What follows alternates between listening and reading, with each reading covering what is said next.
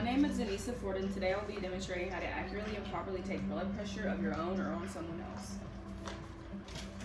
To do that, we will need to gather our materials, make sure you have yourself ready or whoever you need to do it on, and your blood pressure cuff, your blood pressure gauge, and your blood pressure reader. These blood pressure readers, they come differently, so yours could look a bit different than mine, but they all have the same reason of and same thing to get to, and that is to accurately take that blood pressure so you can figure out where you're at for the day. So after you've gathered your materials, you'll need to prep. So prep yourself, prep your own arm, or prep whoever you plan on taking the blood pressure from.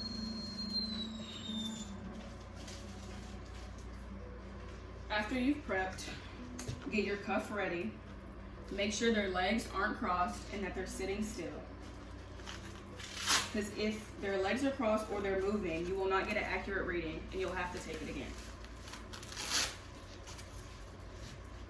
When you're taking the reading and when you're applying the cuff, make sure the cuff is above the elbow and that everything is situated properly.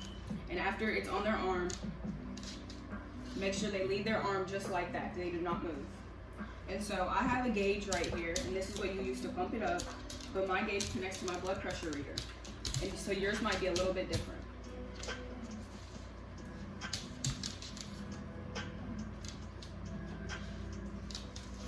Once everything is situated correctly and secured properly, you can secure it and make sure it's on there tight by putting in 2 fingers between the cuff and then the arm, so you know that you'll get an accurate, good reading.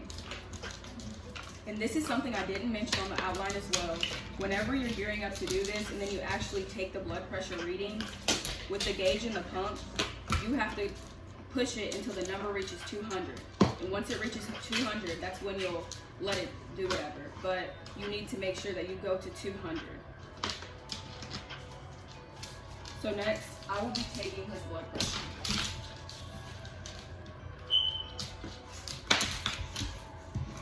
And you can't see it, but on my gauge, I'm letting it get to 0, and then I start pumping. And the pumps will vary depending on how fast you do it or how the machine works, but just make sure it gets to 200. And so it's got to 200, I've stopped pumping, and I'm gonna let it deflate by itself.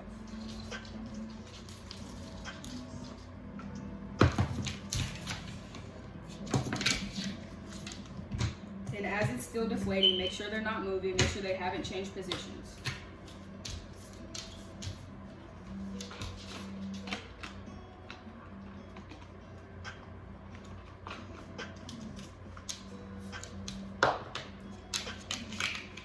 And so I've got my blood pressure. I have 98/65, and that is a regular blood pressure. Any blood pressure that is less than 120/80 is making sure that that's what it's supposed to be. If it's too high or too low, that's why you are taking your blood pressure, so you can figure it out, and it can be a preventative measure for a lot of health issues. If you keep track of your blood pressure, you can see where you are in that day, and you can take it multiple times. Like there's no certain amount of numbers that you have to do. You can do whatever you need to and how you see fit.